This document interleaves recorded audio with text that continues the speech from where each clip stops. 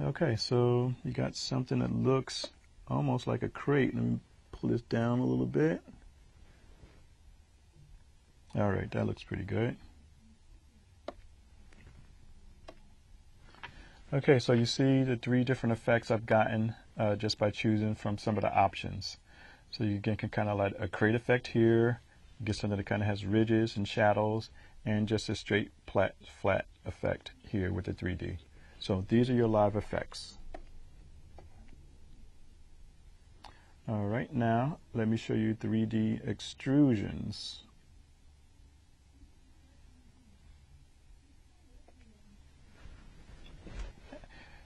You know what? Actually, I kind of combined both of those together. I got a little bit ahead of myself. So we saw live effects and 3D extrusion because I did extrude and bevel these. So those were combined together. I got so excited it just jumped ahead. Okay, so now let's go through 3D revolve.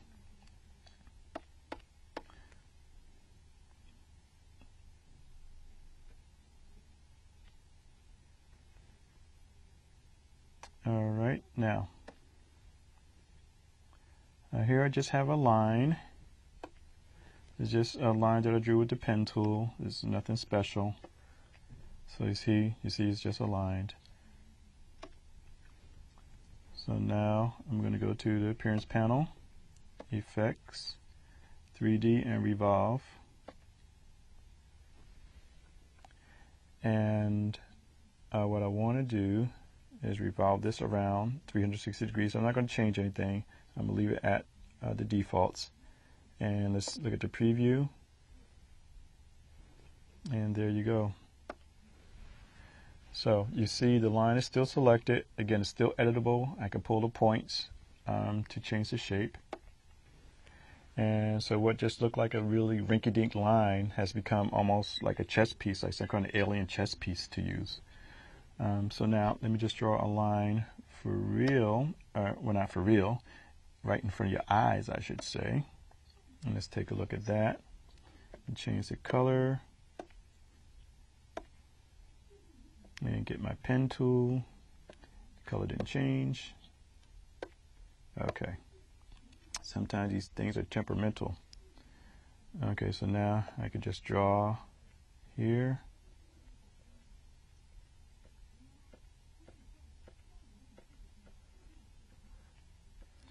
Again, I'm just drawing random, have no idea what's going on here, what's going to happen. So now I go back to my appearance tool, choose effects, and revolve.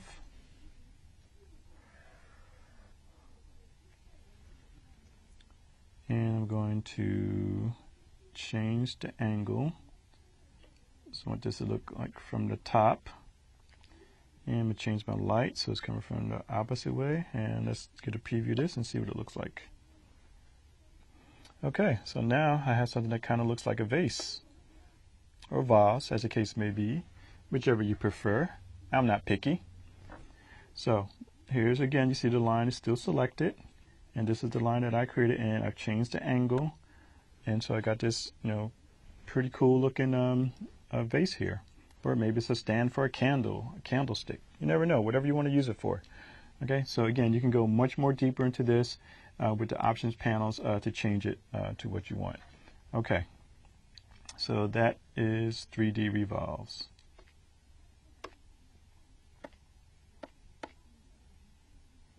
All right, now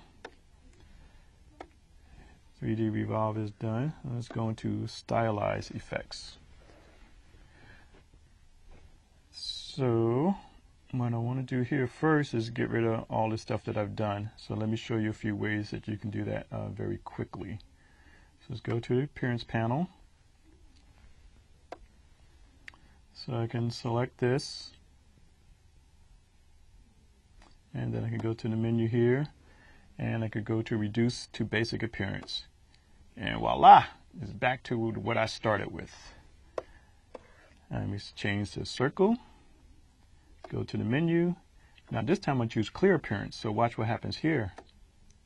Now clear appearance removes everything. So now I'm back to the invisible circle that I really started with. So basic appearance gets us back to the first appearance that I gave it with no fancy live effects or 3D extrusions or anything. So this is just the basic attributes. Clear appearance removes everything, whether it's basic or not.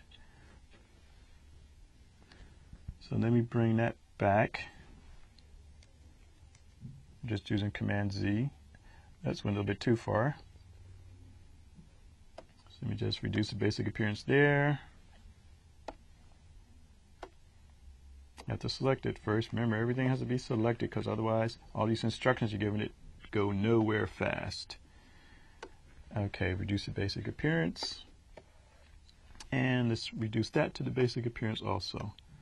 Okay, so now I'm back to what I started with. Now, we're going to go to Stylize Filters, but before I do that, no, let's do that, because that's next on the list. I get so excited sometimes, I just want to show you so much, so let me stay focused and stay with the program. Okay, so here, let me start here with the polygon. Okay, so I'm going to go to FX, Stylize, and choose Drop Shadow. And here I can choose how it's going to appear. So I'm not getting much, so you can see a little bit. Let me see if I can make that a little bit darker. Actually, instead of multiply, let me do normal. And 100% opacity. And let's choose a blur of 3. And let's offset this 15.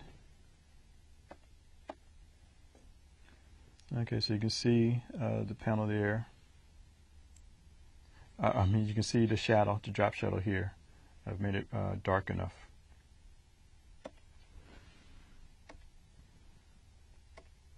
Okay, so you can see the drop shadow there. Now, let me go to the circle, go to appearance again, FX, Stylize, and let's do our outer glow around that. Okay, let's do a preview, see what we have. So it's a little bit. Let me extend that to 30. Okay, so now you can see a little brighter outer glow around there. Let me make it 100 so you can see a little bit better. Okay, there. So now you see the glow around the circle. Alright, so now I got the square selected. Let's go to Stylize and let's round the corners on this. So it's a 10-point radius. I want to make it a little bit more extreme, so let's go to 30. Let's preview that, and now you see that I've rounded the corners. Okay, so those are the stylized effects that you can use.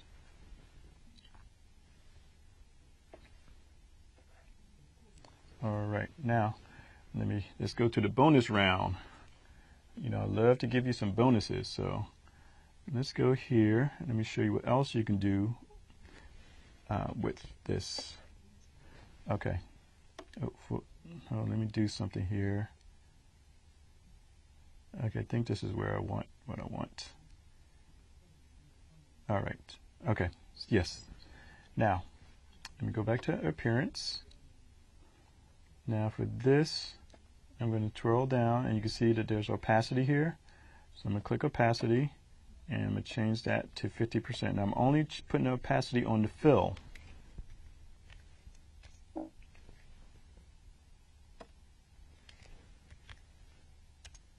Okay, and now you can see right through that, but the stroke is still 100%. So let me go here. Whoops. I didn't mean to do that. Let's redo opacity. So I select my circle. Now this time I'm going to twirl the triangle down to get the opacity on the stroke. And I'm only going to do the opacity on the stroke. So make that a 50% also. So there you have it. Now remember, we did an offset path, so that's why you have almost two paths looking the same, because only one of them, well, they both are offset. They're both transparent, but because the blue of 2 are still showing up, one blue is offset, so one blue is over the red and one blue is over the background. Okay, whew. That was a tongue twister. Okay, now let's go here, and this time I'm going to offset the whole thing. So what I do here is just choose, so I've selected it, and this is opacity the default, and this will do it for the whole thing. So I'm going to choose that at 50.